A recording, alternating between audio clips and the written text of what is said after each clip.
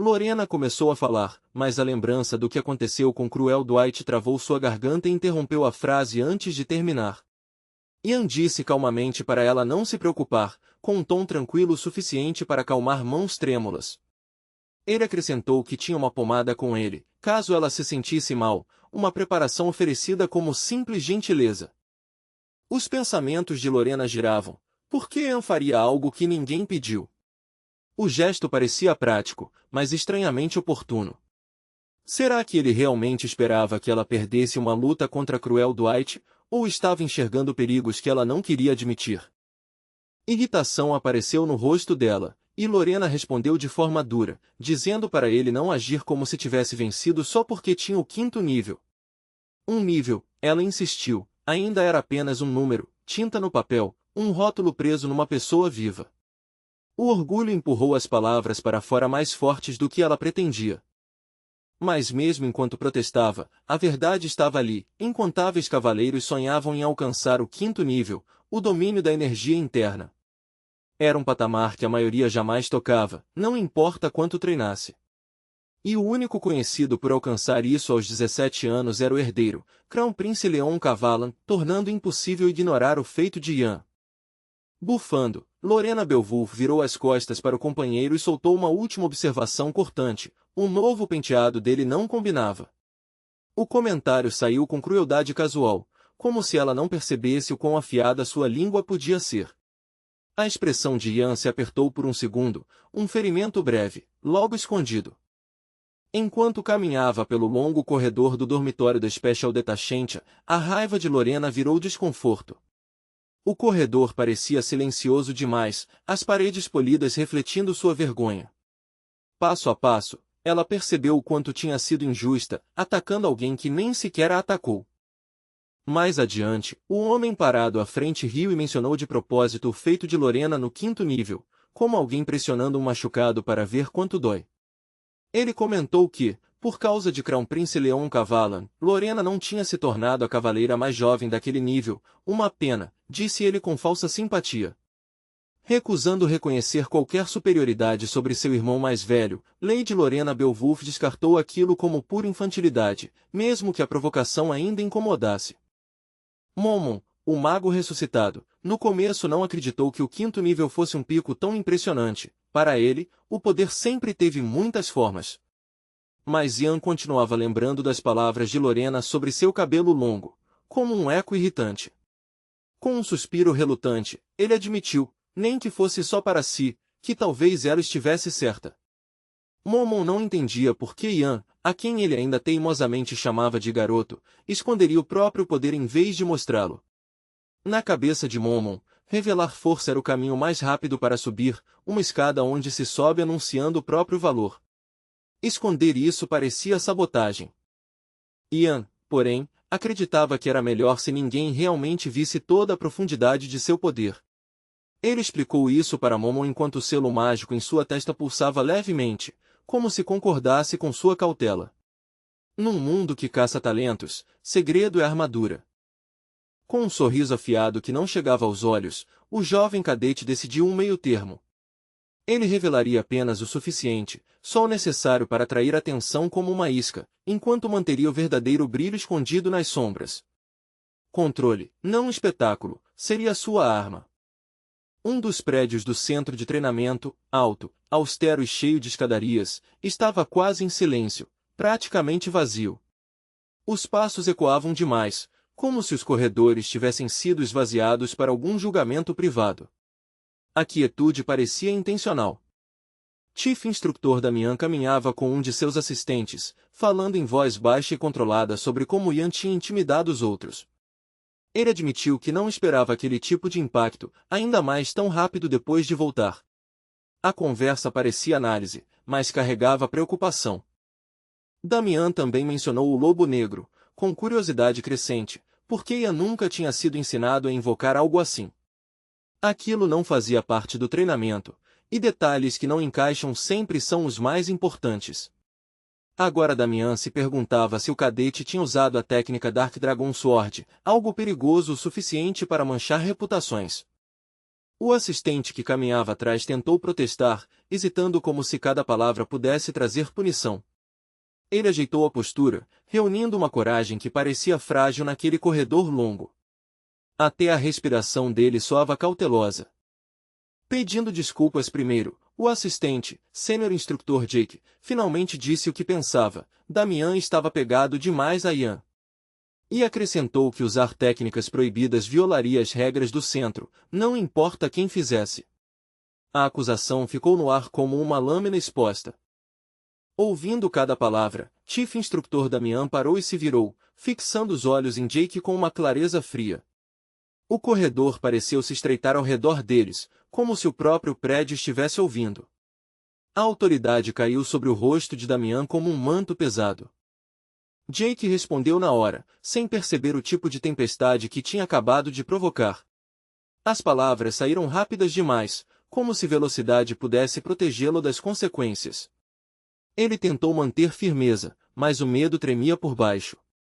Damian achou que Jake tinha se tornado imprudente e o lembrou, friamente, de sua recente promoção a sênior instrutor. Então perguntou, com ênfase cortante, desde quando Jake tinha começado a expressar opiniões como se fossem iguais. Aquilo não era curiosidade, era um aviso. Jake empalideceu e pediu desculpas imediatamente, a confiança dele desmoronando em submissão. Mas Damian não discutiu nem fez sermão, apenas mandou Jake arrumar a sala, porque era hora de ele ir embora. A dispensa foi rápida, e por isso mesmo pior. Quando ficou sozinho, o assistente mais velho soltou o ar com alívio trêmulo, como se tivesse acabado de sair debaixo d'água. A mente dele correu, reorganizando aquela conversa de um jeito que ainda fosse suportável. E naquele silêncio depois de tudo, ele chegou a uma conclusão. Ele concluiu que já não era possível confiar totalmente no julgamento de Chief Instructor Damian, não quando o apego pessoal começava a inclinar a balança. O pensamento parecia perigoso, mas se instalou com certeza sombria. E quando ele compartilhou isso depois, os colegas atrás dele, aqueles que observavam e cochichavam, só puderam concordar. A mente de sênior instrutor Jake voltou para Ian como uma corrente puxada com força, e seus olhos brilharam com ódio aberto. Aquilo já não era mais uma ideia distante, agora era urgente, quase febril. Ele precisava se livrar daquele cadete agora, porque deixar Ian viver mais um dia parecia o mesmo que deixar o desastre criar raízes. Portas enormes se erguiam como sentinelas diante de uma câmara luxuosa, seus quadros pesados protegendo um mundo privado de riqueza e silêncio. Além delas havia um grande salão iluminado por um lustre extravagante, cheio de cristais que captavam até a menor luz. Até o ar parecia caro, madeira polida, pedra fria e autoridade antiga. No fundo da sala, um jovem cansado dormia profundamente em um sofá enorme, respirando devagar e de forma tranquila. As almofadas pareciam ter sido feitas exatamente para alguém exausto. No silêncio, cada subida e descida de seu peito era a única prova de que o tempo ainda passava.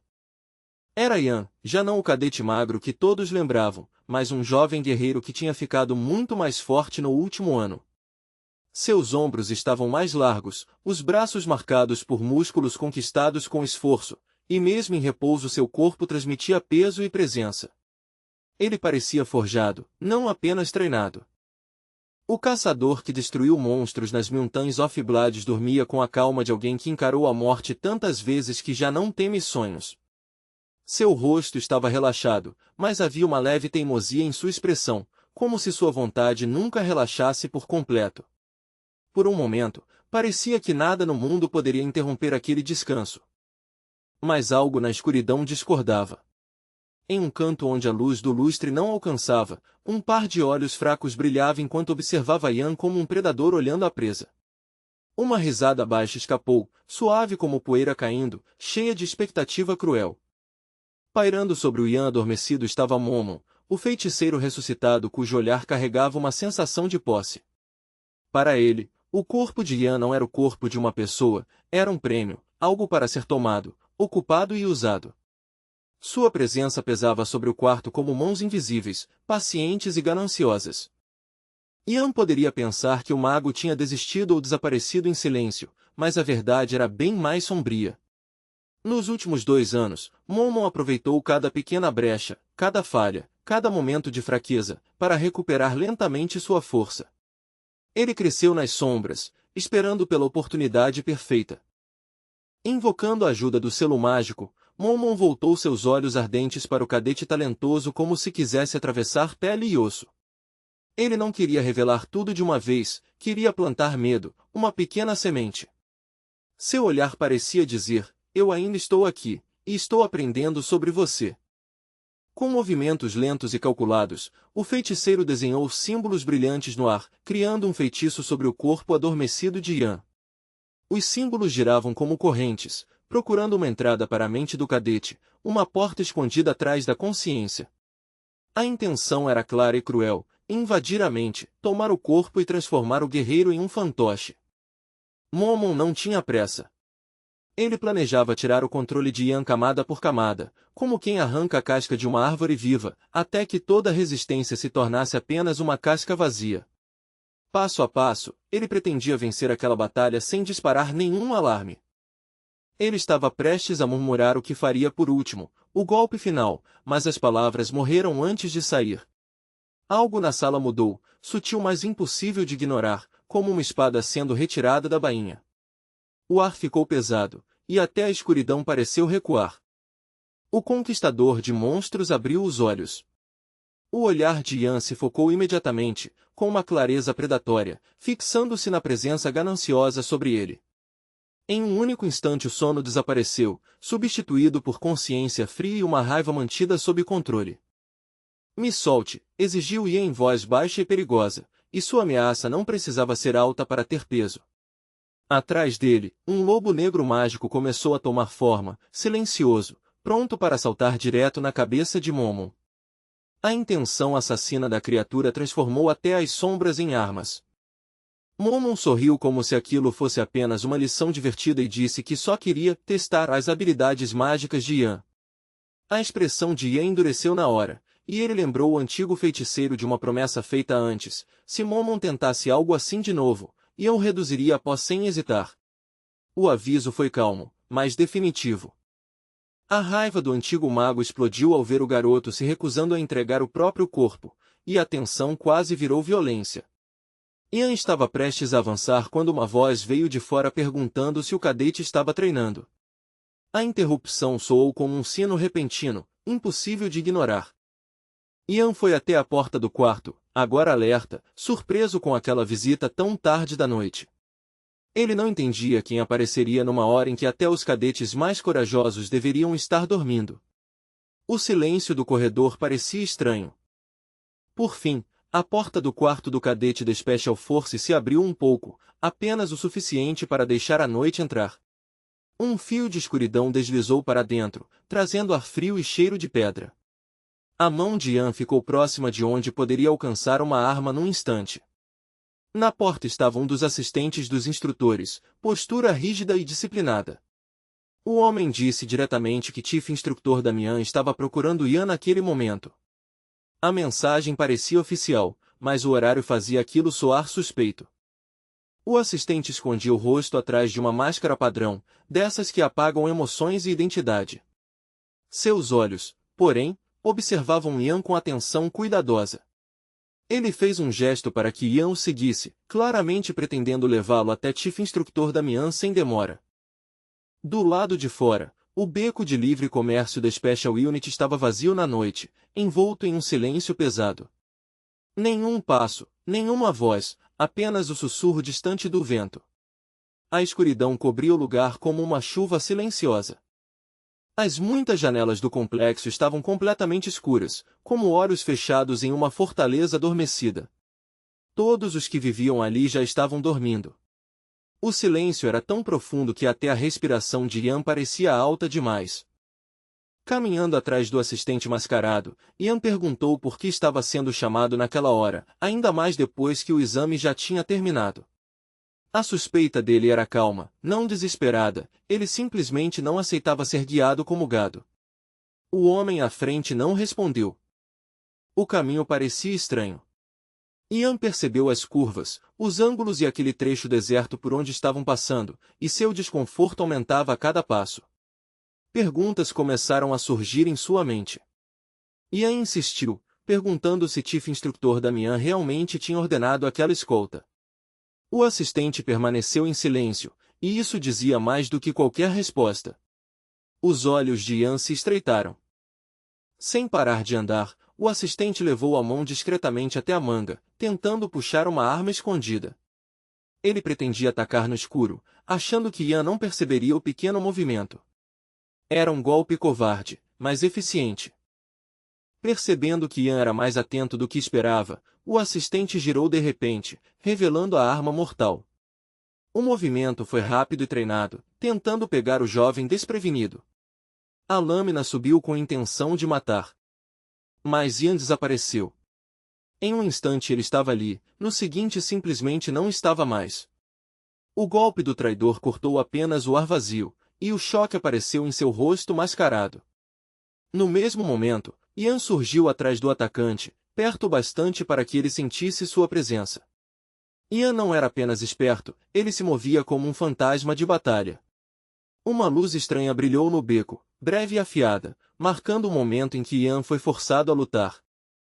Usando a sétima forma do Dark Spirit, Ian atacou com violência controlada, canalizando força através de movimentos tão precisos que pareciam fáceis. A técnica explodiu como um pulso de poder sombrio, atingindo o vilão que ousou atacá-lo de perto. O agressor foi arremessado para trás. O atacante caiu no chão com força, perdendo o ar, e depois se levantou de joelhos atordoado. Ele olhou para Ian, que permanecia firme e calmo, tendo repelido o ataque sem qualquer pânico. A diferença entre eles era clara. De um ponto mais afastado, Sênior Instructor Jake observava Ian com os olhos estreitos e o maxilar tenso. Ele queria saber se o cadete tinha percebido o que realmente estava acontecendo, a armadilha maior se fechando, os observadores escondidos, o verdadeiro motivo da escolta. Como Ian poderia não perceber, depois de tudo que já viveu? Só pensar nisso era ofensivo. Se Jake queria ficar escondido, deveria ter sido mais discreto. Para Ian, aquele homem era apenas alguém exibido usando autoridade.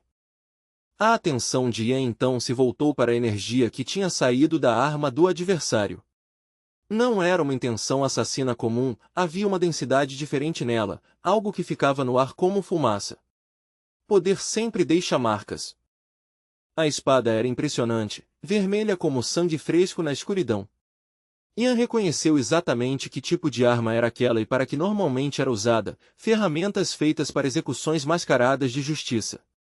Vê-la ali já era suficiente para levantar suspeitas.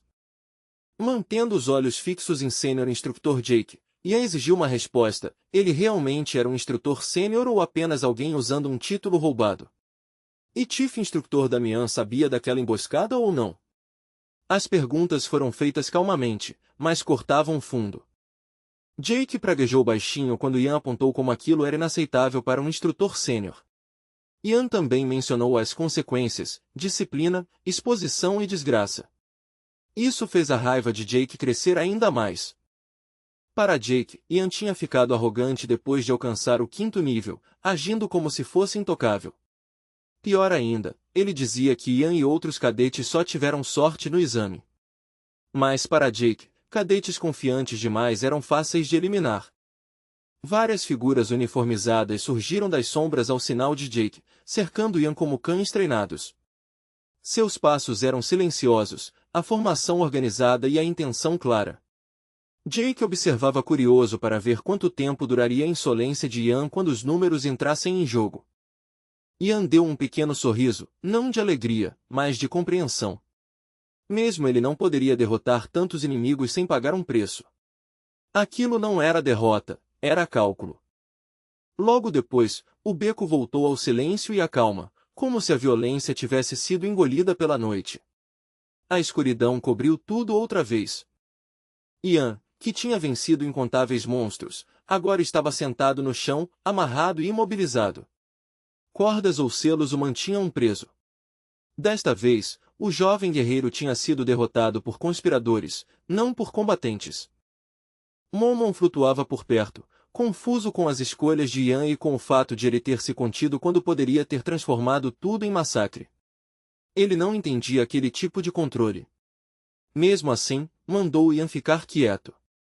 Ian exigiu saber por que Jake estava fazendo aquilo, mesmo estando preso. Ao redor, outros cúmplices murmuravam apressados, pedindo que Jake resolvesse logo a situação e fosse embora antes que alguém aparecesse. Jake perguntou a Ian, com um tom cruel, se ele realmente queria saber o motivo. Ian respondeu sem hesitar, sim, porque queria entender onde tinha errado. Então Jake se aproximou e perguntou se Ian lembrava do que aconteceu 2 anos atrás. A pergunta era pesada, cheia de sangue e lembranças. Jake descreveu aquele dia. Ian e outros cadetes tinham escapado do centro, e a organização enviou grupos de perseguição para capturá-los. Instrutores foram enviados como caçadores. O resultado foi caos e morte. No final, aqueles perseguidores morreram pelas mãos de Ian, quando ele ainda era apenas o recruta 974 lutando para sobreviver.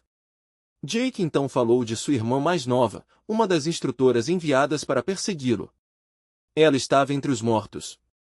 Jake tinha certeza de que Ian nem lembrava do rosto dela, porque pessoas como Ian deixam cadáveres pelo caminho como tempestades deixam galhos quebrados. Mas para Jake, ela não era apenas mais um nome, era uma ferida aberta. Jake nunca esqueceu.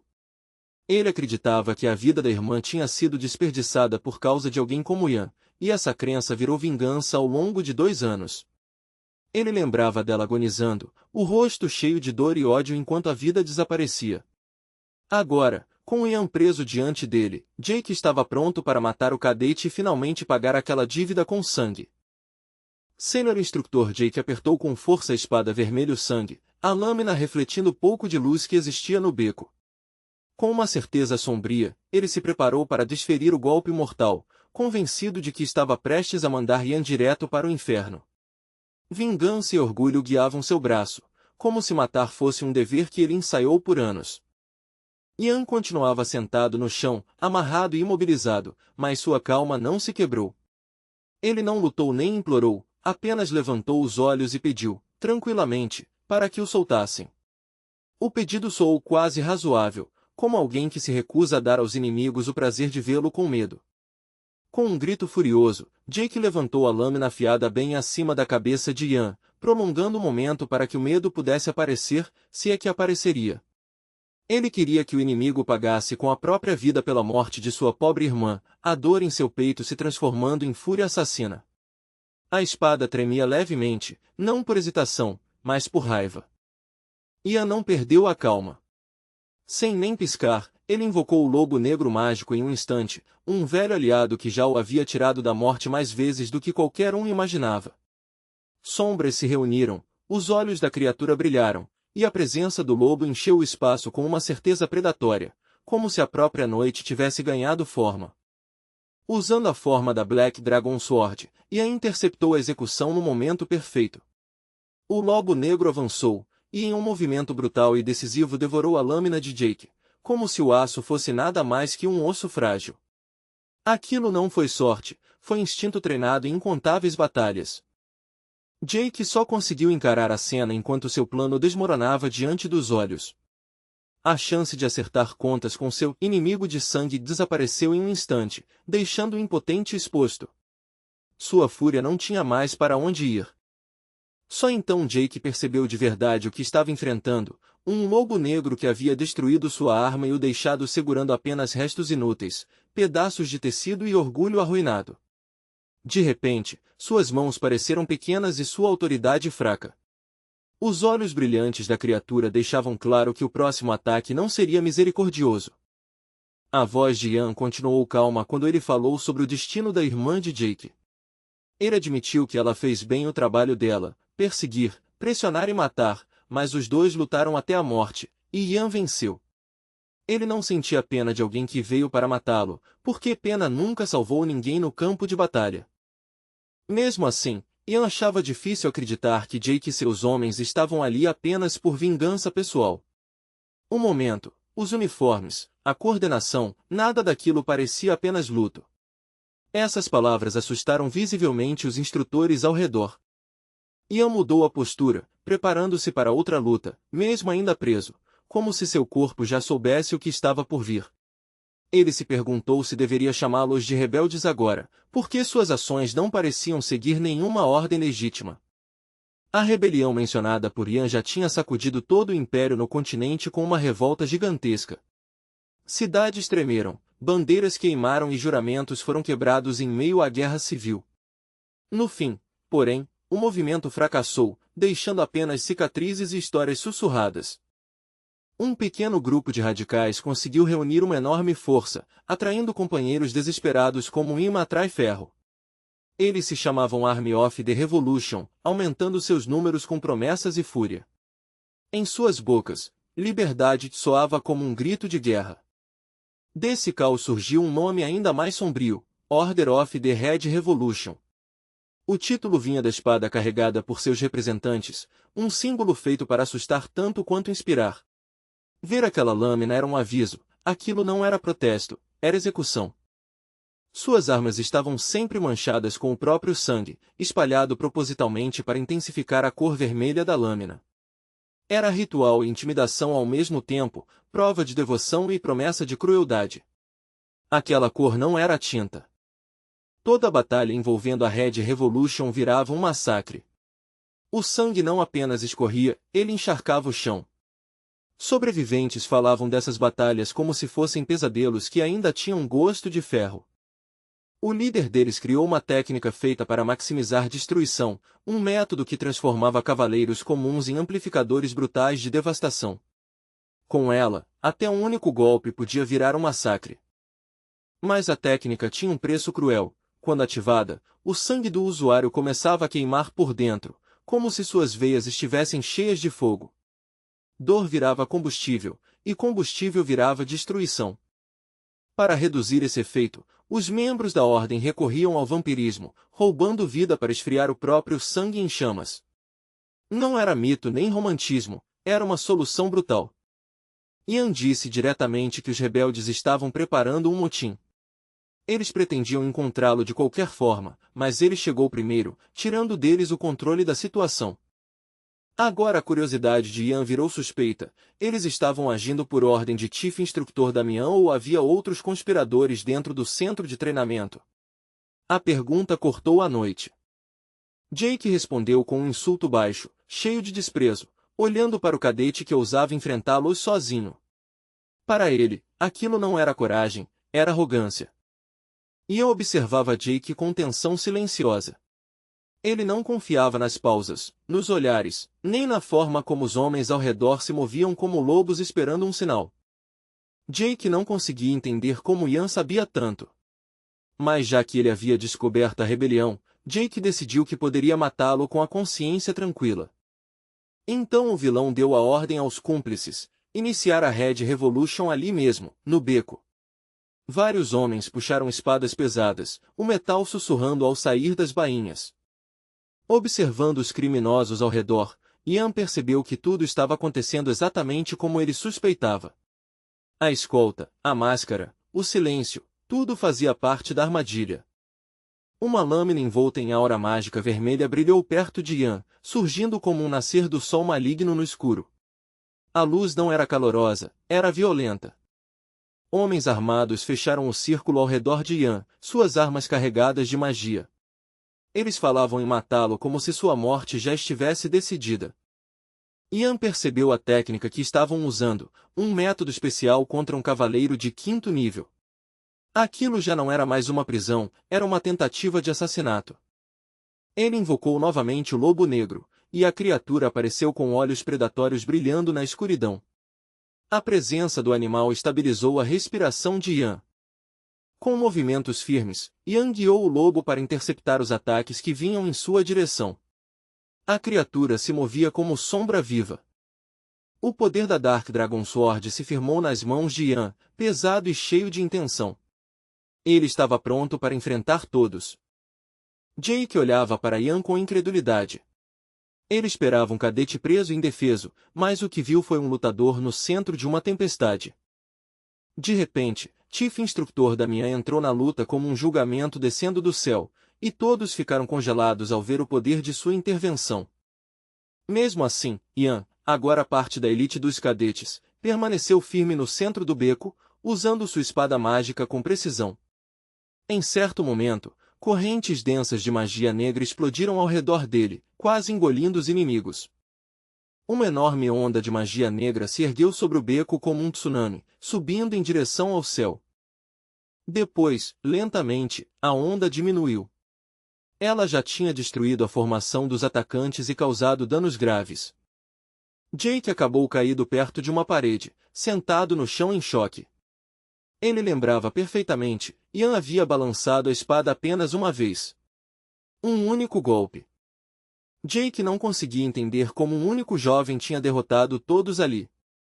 Olhando para Ian e para o enorme lobo negro ao lado dele, Jake murmurou uma palavra: monstro. Completamente confuso, Jake tentou entender quem Ian realmente era. Gaguejando, ele perguntou como Ian tinha descoberto quem eles eram. Mas Ian assumiu o controle da situação imediatamente. Ele avançou e pisou com força na perna ferida de Jake. Ian colocou a mão no bolso e disse para Jake não se preocupar, se ele respondesse direito, não seria machucado de novo. Então ele tirou um pingente com a imagem de seus pais. Os olhos de Jake se arregalaram assim que reconheceu o que estava vendo. Jake reconheceu imediatamente o símbolo mágico no pingente.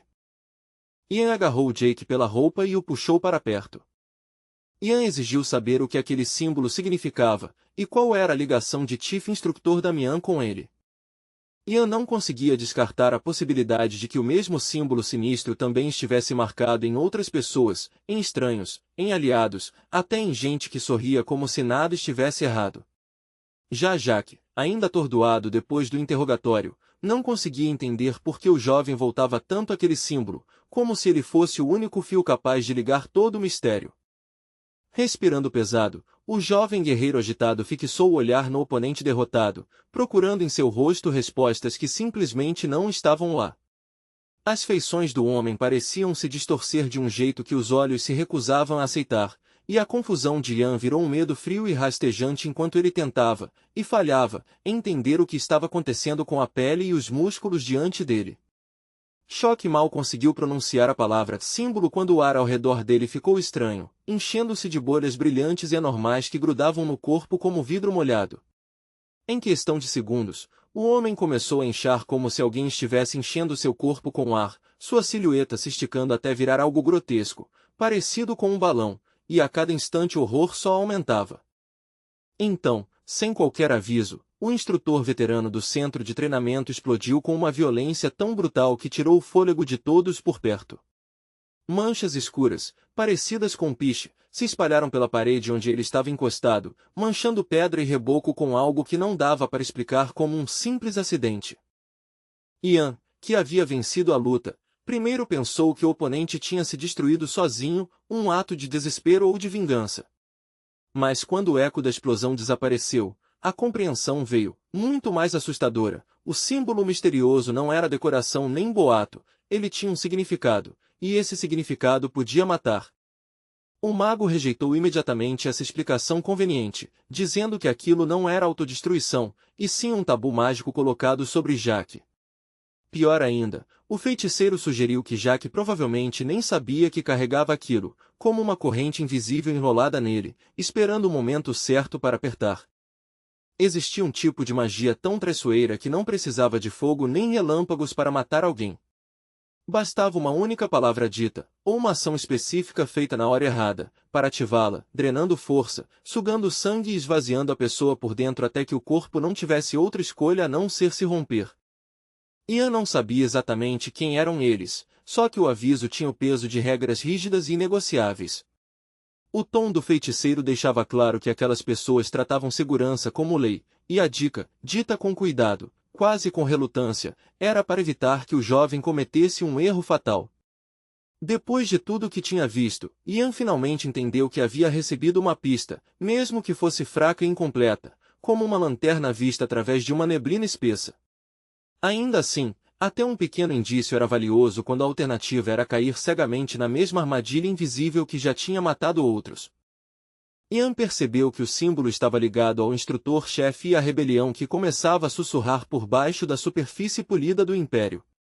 Até seus próprios pais estavam envolvidos nessas sombras, e esse pensamento trouxe um frio inquietante à sua mente. Um pressentimento pesado se instalou em seu estômago, e o corajoso cadete decidiu relatar tudo ao instrutor Commander Damian, cada detalhe, cada segundo horrível. A feiticeira, observando-o com olhos afiados e avaliadores, pediu clareza. Ele iria falar com Damian agora, ou hesitaria e esperaria? A pergunta não era casual, havia urgência nela, como se o tempo pudesse decidir se Ian viveria o suficiente para terminar sua frase. Afinal, Ian tinha matado os subordinados daquele homem, e quem quer que estivesse por trás disso poderia decidir eliminar Ian também para manter os segredos enterrados. Damian poderia até ter sido quem enviou aqueles lutadores em primeiro lugar, e essa possibilidade pairava no ar como fumaça de ferro, desagradável, mas difícil de ignorar. Mesmo com a suspeita surgindo, Ian não conseguia aceitar completamente que Damian ordenaria a morte do próprio aluno.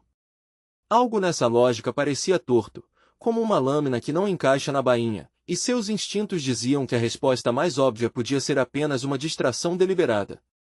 Talvez Damian os tivesse enviado esperando que Ian os derrotasse, usando a derrota deles como um teste, ou até como um sacrifício calculado para algum objetivo maior. Virando-se com os ombros tensos, Ian falou com o instrutor-chefe atrás dele, perguntando com cuidado, quase com cautela, se aquela interpretação estava correta. O rosto de Damian mostrava seu sorriso habitual, a mesma expressão calma que sempre tinha parecido reconfortante para o cadete Ian. Mas agora aquela curva familiar dos lábios parecia diferente, polida, ensaiada e difícil de ler, como uma máscara capaz de esconder aprovação ou algo muito mais perigoso. Ele descartou a ideia com calma e certeza, dizendo que ninguém em pleno juízo mandaria seus próprios subordinados para a morte certa sem motivo. As palavras pareciam sensatas, até humanas, mas a situação já tinha provado que sensatez era um escudo frágil em um mundo governado por magia oculta. Damian se lembrou de como Jack vinha provocando seu superior ultimamente, falando demais com a confiança de alguém que achava que as consequências eram para os outros. Aquela insolência não combinava com o senso de ordem de Damian, então ele decidiu que o canalha precisava de uma lição, não com discursos, mas com força inconfundível. Com um leve movimento de virar as costas, o instrutor-chefe deixou Ian ir fazer seu relatório, concedendo permissão com a tranquilidade de alguém que controlava o ritmo de tudo. Antes que Ian pudesse processar completamente, Damian ainda acrescentou uma promessa: a partir de amanhã, o jovem cavaleiro receberia uma missão de verdade, um trabalho que provaria se ele realmente merecia estar entre a elite. Damian aconselhou que ele descansasse depois do caos que tinha enfrentado, falando como se os horrores do dia fossem apenas um treino desagradável. Ian não respondeu imediatamente, apenas observou o instrutor se afastar, a distância entre eles aumentando, e sentiu uma inquietação permanecer onde deveria haver alívio. Enquanto deixavam o beco de compras onde Ian tinha lutado contra os vilões, Damian falou novamente, quase casualmente, avisando que o novo trabalho provavelmente pareceria duro e esmagador para o nível atual de Ian. As vitrines comuns e os destroços espalhados no beco tornavam aquela ameaça ainda mais estranha, perigo escondido em um cenário cotidiano. Lá fora, o tempo estava bonito de forma enganosa, como se o mundo estivesse decidido a fingir que nada tinha acontecido. Um céu azul limpo se estendia em silêncio acima deles, enquanto árvores altas da floresta pareciam meio cobertas por uma névoa clara, com contornos suaves como fantasmas atrás de uma cortina. Um trem cortava aquela paisagem silenciosa em alta velocidade, suas rodas batendo ritmicamente nos trilhos. As árvores passavam uma após a outra em um borrão contínuo, transformando a floresta em faixas verdes e cinzentas que mal tinham tempo de existir. Era um trem transcontinental, longo e pesado, com muitos vagões, avançando direto rumo às terras do norte da família Beowulf. Só o destino já carregava uma reputação, frio, distante e implacável, como um aviso desenhado no horizonte. Dentro do trem, as janelas estavam decoradas com cortinas bem dobradas, organizadas para emoldurar a paisagem para os passageiros que quisessem observar melhor. O tecido caía de forma ordenada, um pequeno luxo feito para acalmar viajantes que talvez sentissem o desconforto da distância e da velocidade. No compartimento de bagagens perto de uma dessas janelas, a luz do sol entrava em diagonal, iluminando malas empilhadas em uma prateleira especial. As bolsas pareciam testemunhas silenciosas, couro polido e tecido gasto, cada uma carregando a vida privada de alguém rumo a um destino desconhecido. Um condutor caminhava por um dos vagões pouco ocupados, seus passos firmes e experientes enquanto conferia os bilhetes. O silêncio dentro do vagão fazia qualquer som parecer mais nítido, o farfalhar do papel, o leve tilintar de botões, o rangido suave da estrutura do trem. Quando chegou a um homem usando uniforme azul escuro, o condutor pediu desculpas educadamente, tomando cuidado para não ofender, e solicitou ver o bilhete do passageiro. Sua cortesia indicava que ele já reconhecia a insígnia, e esse reconhecimento carregava um toque de respeito. Era Ian, agora um cavaleiro de quinta patente do Esquadrão Especial, que colocou a mão no bolso interno do casaco e retirou seu passe. O movimento foi suave, mas cauteloso, como se até essa troca simples precisasse ser feita com cuidado em um mundo onde papéis podiam decidir destinos. Depois de examinar o bilhete, o condutor o devolveu com um aceno profissional e desejou a Ian uma boa viagem a bordo do trem transcontinental. As palavras soaram rotineiras, mas caíram como uma fina camada de normalidade sobre uma missão que estava longe de ser comum. Com os exames finalmente terminados, alguém poderia imaginar que o talentoso guerreiro viajaria em paz, livre para respirar e se recuperar. Por fora, ele até parecia calmo, parado, composto e disciplinado, como um homem simplesmente voltando para casa. Mas aquela calma era só fachada, porque essa não era uma viagem tranquila. Ian estava indo para as terras do norte para cumprir uma missão específica, dada com urgência e propósito, um tipo de dever que não deixa espaço para conforto ou hesitação. Depois dos exames, todos os cadetes sobreviventes foram oficialmente promovidos a cavaleiros do Esquadrão Especial, reconhecidos pela resistência, não por cerimônia. Não houve grande celebração nem transição tranquila, apenas envio imediato para missões, como se o Império quisesse usar suas lâminas afiadas no instante em que fossem forjadas. Os combatentes foram espalhados para o leste, oeste, norte e sul do Império, enviados para fora como raios de uma roda central. Na prática, isso significava atravessar todo o continente, climas diferentes, ameaças diferentes e diferentes tipos de morte esperando em cada direção. Cada região carregava sua própria carga de tarefas. Caixa Verane, comandando 80 soldados sob sua autoridade, foi enviada para o chamado Leste da Morte, onde a fronteira encostava em terras que muitos diziam pertencer aos mortos. O Estranho Oeste, cheio de fenômenos anormais infestados de monstros, foi designado para Roman junto com um destacamento de 50 soldados.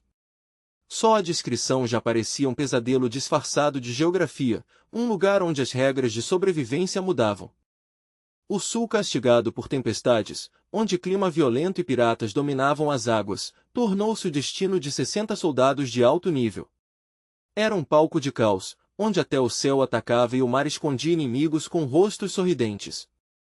E o norte congelante, que fazia fronteira com territórios bárbaros cobertos de gelo, ficou para Ian, o cavaleiro mais bem classificado, acompanhado por outros 3 lutadores. A missão parecia ao mesmo tempo uma honra e um castigo, como se o Império quisesse testar se a excelência sobreviveria a um frio capaz de quebrar ossos e vontade. Pouquíssimas pessoas tinham se voluntariado para as terras do norte, e Ian entendia o motivo. As lendas diziam que o frio ali era tão cruel que até dragões poderiam congelar no meio do voo, com suas asas endurecendo e se quebrando sob um céu impiedoso. Curiosamente, Ian considerou isso um resultado favorável para si mesmo. Menos companheiros significava menos olhos observando, menos vozes tentando influenciá-lo e mais espaço para pensar, especialmente em um território onde a solidão podia ser tão valiosa quanto o aço. Quando olhou de lado, ele viu o grupo escolhido para viajar com ele, e a visão não trouxe muito conforto ao cavaleiro de elite. Algo naquela formação parecia suspeito, menos um planejamento estratégico e mais um arranjo feito de propósito para provocar conflitos. Os companheiros de Ian na missão ao norte eram os cavaleiros de 6ª patente Cruel e Lorena, além da cavaleira de 8ª patente, Cheryl. No papel parecia um time equilibrado, na prática, parecia 3 faíscas colocadas ao lado de palha seca. Para Ian, era como se os 3 espinhos mais incômodos ao seu redor tivessem sido reunidos no mesmo espaço. Cruel, usando malícia como se fosse perfume, zombou e chamou Lorena de princesa, dizendo que ela estava grudada em Ian por vingança e despeito, torcendo cada palavra para ferir ainda mais. O cavaleiro cruel do esquadrão especial continuou com seus comentários venenosos sem parar, claramente se divertindo com o desconforto que criava. Lorena respondeu às provocações apenas com um olhar firme e silêncio deliberado, como se soubesse que ignorar o veneno às vezes era o único antídoto. A tímida e modesta Cheryl pediu a Cruel que parasse de usar aquele tipo de linguagem, falando com cuidado, mas com firmeza. No entanto, parecia sugerir que Lorena talvez pensasse o mesmo que Cheryl teve coragem de dizer em voz alta, e essa insinuação, por mais inocente que fosse, atingiu Cruel como um tapa, acendendo sua raiva. Furioso, Cruel explodiu com as palavras de Cheryl, reagindo como se tivesse sido humilhado em público. Ele a desprezou chamando-a de serva e tratou sua preocupação como insolência, e o insulto feriu visivelmente a garota, seu corpo se enrijeceu enquanto ela se apressava em negar a acusação e defender sua dignidade. A dama de oitava patente repetiu seu próprio nome como se insistisse em ser reconhecida, e então explicou que ela e Miss Lorena haviam se tornado amigas durante o julgamento em Blade Ridge. Suas palavras carregavam orgulho e vulnerabilidade ao mesmo tempo, como alguém contando uma ligação que realmente significava muito. Quando Lorena salvou Cheryl, a gratidão virou lealdade, e Cheryl escolheu a amizade como resposta ao medo. Desde então, onde quer que Lady Beowulf fosse, Cheryl a seguia, muitas vezes despercebida, muitas vezes sem proteção, porque ninguém mais jamais interveio por ela. Então, quando finalmente falou e insinuou que Cruel deveria fechar sua boca imunda, ela acreditava estar dizendo que a própria Lorena diria se decidisse revidar. Mas Cruel não queria ouvir isso vindo de Cheryl, mesmo que suas palavras fossem verdadeiras. Ele queria a condenação da própria Beowulf, a voz de Lorena, a autoridade de Lorena, porque só isso satisfaria sua necessidade distorcida de ser visto, confrontado e reconhecido.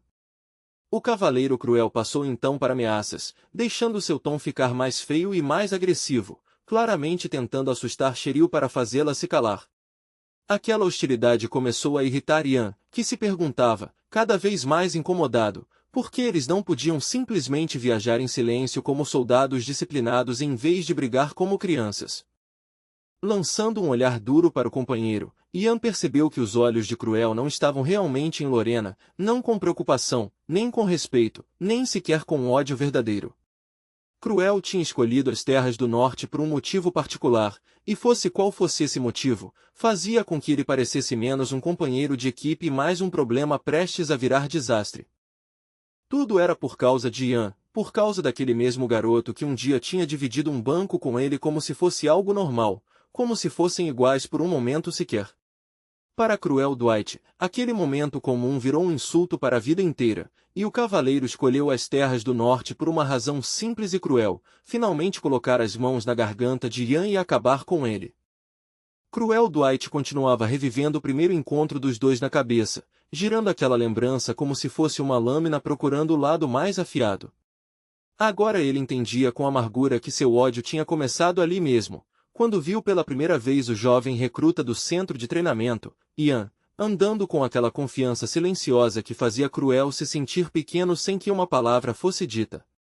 E ainda tinha aquele episódio humilhante que ele nunca conseguiu esquecer. Ian apareceu atrás dele sem fazer barulho e puxou sua orelha como se estivesse repreendendo uma criança. Aquele gesto simples e fácil queimou o orgulho de Cruel, e desde aquele dia a presença de Ian virou uma irritação constante, como um espinho cravado na pele que só ficava pior com o tempo. Agora eles não estavam mais presos às regras, horários e instrutores vigilantes do centro de treinamento. Ali no trem, o brutamontes agressivo, fervendo de ódio pelos próprios companheiros, podia atacar a qualquer momento, e aquela fina aparência de trabalho em equipe parecia pronta para quebrar sob a pressão da sua raiva. O cavaleiro aristocrata deslizou a mão para dentro do manto e puxou uma lâmina afiada com facilidade, o metal refletindo um leve brilho da luz do vagão. A intenção era clara, ele queria atacar Ian ali mesmo, naquele espaço apertado e vulnerável onde qualquer grito seria engolido pelo barulho do trem. Mas Cruel não conseguiu agir sem chamar atenção, nem com todo o seu ódio, porque sua própria obsessão o traiu. Ele hesitou, calculando, saboreando a ideia, pensando quantos golpes deveria dar, até que a tensão fez seus olhos arregalarem com uma intensidade quase insana, como se a fantasia da violência fosse mais importante do que o ato em si. Foi Ian, sentado ali perto com uma calma irritante, que quebrou aquele foco assassino com uma pergunta simples, perguntando quantos golpes Cruel pretendia deixá-lo dar. As palavras carregavam um desprezo silencioso, como se Ian já soubesse o resultado e estivesse apenas escolhendo o ritmo da luta. O audacioso exigiu uma resposta imediata, sem espaço para teatro ou demora. Surpreso e desequilibrado, Cruel vacilou e acabou murmurando como um homem encurralado pela própria hesitação, a voz incerta, o orgulho tentando se recompor. Ian rejeitou aquele número sem nem piscar. No mesmo instante, ele acertou um soco forte no rosto de Cruel, o impacto virando sua cabeça e deixando a mão que segurava a lâmina desajeitada e inútil, uma lição instantânea dada com precisão brutal. Enquanto isso, o trem transcontinental continuava avançando em alta velocidade, seu corpo de ferro cortando a terra em direção às propriedades do norte da família Beowulf. Quanto mais ele avançava, mais frio o horizonte parecia ficar, como se o próprio destino exalasse gelo e presságio. Ignorando a briga dos rapazes como se fosse algo abaixo da sua atenção, Lorena manteve os olhos na janela. Ela observava as paisagens passando em faixas de cor e sombra, campos, árvores, montanhas ao longe, e cada cena que desaparecia parecia puxar lembranças que ela preferia não encarar. Ela não esperava voltar para casa tão cedo, não depois de tudo o que tinha acontecido. Mesmo assim, em sua mente o castelo da família já aparecia diante dela, torres de pedra e corredores frios erguidos como um julgamento silencioso, prontos para lembrá-la de quem ela deveria ser. Muito tempo atrás, alguém tinha exigido que ela encerrasse uma certa conversa imediatamente, recusando ouvir mais uma palavra.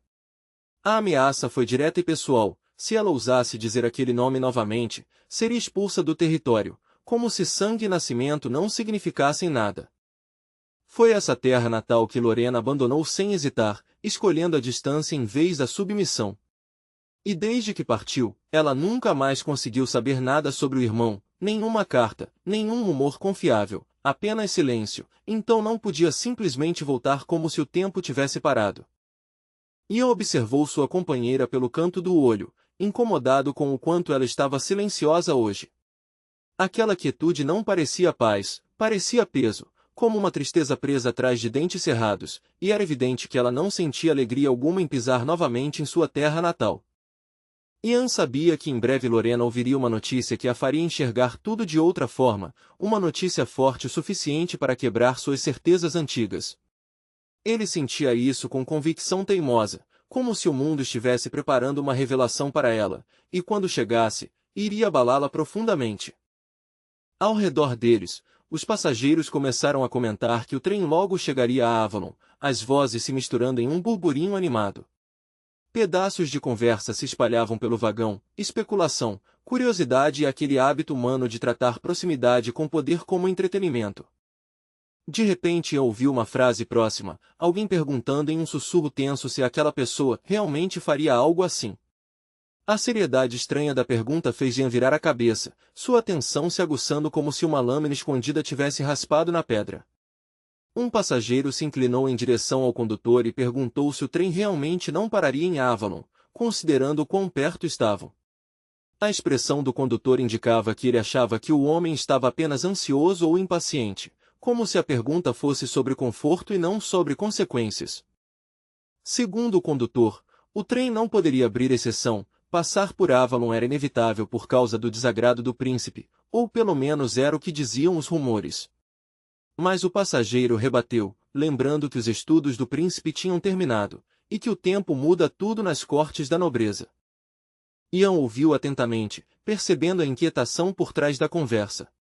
O passageiro não entendia por que o príncipe chamaria alguém agora, e essa dúvida refletia o próprio raciocínio de Ian. Um dos motivos pelos quais o corajoso cadete aceitou ir para as terras do norte era que o verdadeiro objetivo dessa viagem era muito mais profundo do que um simples dever.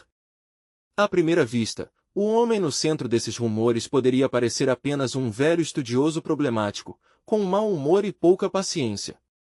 Mas na verdade ele era o professor do imperador e do príncipe, uma figura que muitos chamavam de o grande sábio, alguém cuja influência alcançava muito mais longe do que qualquer espada. Ian estava ali para encontrá-lo. E embora o Igor fosse considerado um plebeu, nem um mago talentoso, nem um guerreiro famoso, sua mente era extraordinária, e seus conselhos eram respeitados pelo conhecimento e pela profundidade filosófica, uma sabedoria capaz de mudar um império com algumas frases tranquilas. Por conquistas tão raras, o imperador do reino elevou o Igor de origens humildes e lhe concedeu o título de conde. Foi um reconhecimento público de que a inteligência podia valer tanto quanto linhagem, embora muitos sorrisos na corte escondessem ressentimento contra um homem que subiu sem sangue nobre. Na vida anterior de Ian, esse mesmo estudioso também viveu cercado de luxo, como era esperado para alguém elevado por posição e favor. O conforto era real, quartos refinados, títulos respeitados, o doce perigo do privilégio, mas nunca conseguiu calar completamente a consciência de Igor. Um dia, chorando lágrimas que pareciam quase sangrar de tristeza e raiva, o Igor confrontou o governante sobre o sofrimento do povo, aqueles que o trono havia abandonado. Ele falou de um monarca cego pelo poder, que havia esquecido os princípios esclarecidos que um dia tornaram seu governo digno, e suas palavras soaram como acusações gravadas em ferro. Por essa demonstração de lealdade absoluta à verdade, o imperador louco respondeu com crueldade em vez de reflexão. A recompensa do infeliz estudioso não foi reforma, mas uma sentença de morte, prova de que, em uma corte corrompida, honestidade podia ser tratada como traição. Mas esse destino sombrio ainda pertencia ao futuro, por enquanto, e ainda tinha tempo, e o presente já mostrava sinais estranhos. No vagão do trem, o Igor pediu desculpas educadamente por qualquer incômodo, enquanto o condutor contava como havia expulsado aqueles que perturbavam o velho, descrevendo isso com orgulho prático de quem mantém a ordem. A equipe do trem até preparou um compartimento separado para o cientista, oferecendo privacidade e proteção longe do vagão barulhento. O Igor sorriu discretamente ao agradecer o condutor, aceitando o gesto como se fosse algo normal, embora nada naquilo parecesse realmente seguro. Essa troca não passou despercebida por Ian. Ele escutou com atenção, não só as palavras, mas o tom, o momento e a tensão escondida por trás da educação, porque, pela experiência dele, o perigo muitas vezes usa a máscara da cortesia. Logo depois, o condutor e o Igor passaram perto dos jovens cavaleiros que viajavam para sua primeira missão. Sem parar, seguiram em direção ao compartimento preparado, movendo-se com calma e precisão, como peças sendo reposicionadas em um tabuleiro. Enquanto caminhava, o condutor colocou a mão direita atrás das costas e pressionou o polegar contra o indicador em um movimento deliberado. Era preciso demais para ser um gesto aleatório, um sinal intencional escondido pela postura e pela distração das pessoas ao redor. Então ele dobrou o dedo mínimo mantendo os outros posicionados, e moveu o polegar para o lado, recolhendo o indicador e o mínimo em uma sequência treinada. Os gestos fluíam como um código ensaiado, silencioso, rápido e feito para passar despercebido. Ian entendeu imediatamente, era linguagem de sinais, uma mensagem secreta sendo enviada para outra pessoa ali por perto. Essa percepção apertou seu peito, porque confirmava o que seus instintos vinham dizendo, aquele trem não estava apenas viajando, estava sendo controlado, observado e talvez até caçado. O longo e veloz trem continuou avançando sem parar, e logo o campo iluminado desapareceu quando ele se aproximou de um túnel escuro. A entrada parecia uma ferida aberta na terra, engolindo a luz e transformando os reflexos do vagão em sombras inquietas. E naquele trecho perigoso, onde a escuridão esconderia rostos e o barulho abafaria gritos, o Igor poderia ser morto com facilidade. Aqueles indivíduos mal-intencionados, disfarçados de funcionários respeitáveis e passageiros educados, teriam um cenário perfeito para atacar sem testemunhas confiáveis. Um sorriso satisfeito apareceu rapidamente no rosto de Ian, breve mas claro, porque ele estava esperando exatamente por aquele momento. Não era alegria pela violência, era a satisfação fria de ver o inimigo cair exatamente na previsão que ele havia feito. Ian era leal ao Império, não ao Imperador, uma diferença importante gravada em sua essência.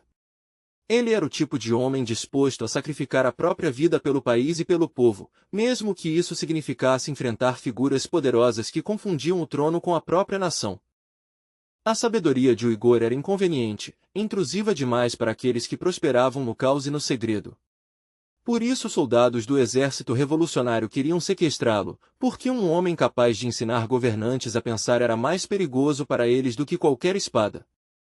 Para coordenar ações assim sem serem ouvidos, esses soldados desenvolveram uma linguagem de sinais especial usada apenas entre eles. Assim podiam passar ordens à vista de todos, escondendo conspirações em gestos comuns enquanto ninguém suspeitava de nada.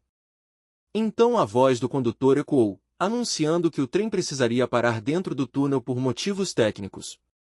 Ele pediu que todos permanecessem sentados e mantivessem a calma, palavras treinadas e tranquilizadoras, mas para Ian aquilo soava como o início de uma emboscada. Uma luta estava prestes a explodir dentro do túnel, e o cavaleiro de quinta patente, Ian, já esperava por isso. Agora ele precisava agir rápido, resgatar o sábio, impedir o sequestro e, se possível, estabelecer contato com o Igor antes que os conspiradores fechassem o cerco. Ian avisou seus companheiros para tomarem cuidado, porque ele iria falar com eles através de uma conexão mental. A mudança em sua postura deixou claro que ele não estava adivinhando, ele estava iniciando um método de coordenação usado apenas em situações de perigo real, onde falar em voz alta poderia matá-los. Depois de pedir que escutassem com calma e não reagissem de forma visível, Ian explicou que os inimigos já tinham tomado o controle do trem. Assim que entrassem no túnel, os infiltrados tentariam sequestrar uma pessoa específica, e cada segundo de surpresa que eles permitissem seria vantagem para o inimigo. Os adversários enfrentando os cadetes da unidade de combate de elite estavam disfarçados como condutores e funcionários do trem, escondidos atrás de uniformes e rotinas. Era o disfarce perfeito, autoridade sem suspeita, acesso sem perguntas e liberdade para circular pelos vagões como se pertencessem ali. Ian também não descartou algo pior, alguns dos vilões poderiam estar sentados entre os passageiros, escondidos por roupas comuns e expressões inocentes. Esse pensamento fez o vagão parecer de repente mais cheio e hostil, como se o olhar de qualquer estranho pudesse virar uma faca. Com um sorriso malicioso, Cruel lembrou a todos que eles ainda não tinham recebido uma missão oficial, então ele não tinha intenção de obedecer às ordens de Ian. Aquela atitude não era coragem, era sabotagem mesquinha, o desejo infantil de minar a liderança mesmo com o perigo se aproximando. No segundo seguinte, Ian deu um tapa tão forte no aristocrata que a cabeça dele virou para o lado, o estalo ecoando no ar tenso. Depois, com autoridade fria, o líder da equipe perguntou se mais alguém tinha dúvidas, deixando claro que a disciplina viria antes que o inimigo pudesse aproveitar o caos. Lorena Beowulf, já nervosa, lutava para entender o que estava acontecendo tão de repente. Seus olhos se arregalaram com agitação e suspeita enquanto ela exigia saber como Ian podia ter tanta certeza, como ele falava como se tivesse lido o plano do inimigo em uma página secreta. Ian respondeu sem drama, explicando que tinha recebido uma ordem secreta de instrutor Commander Damian. Aquela instrução oculta era a razão pela qual ele escolheu os territórios do norte, e também porque estava preparado agora, porque essa viagem nunca foi uma simples jornada, mas uma operação secreta desde o momento em que o trem começou a se mover.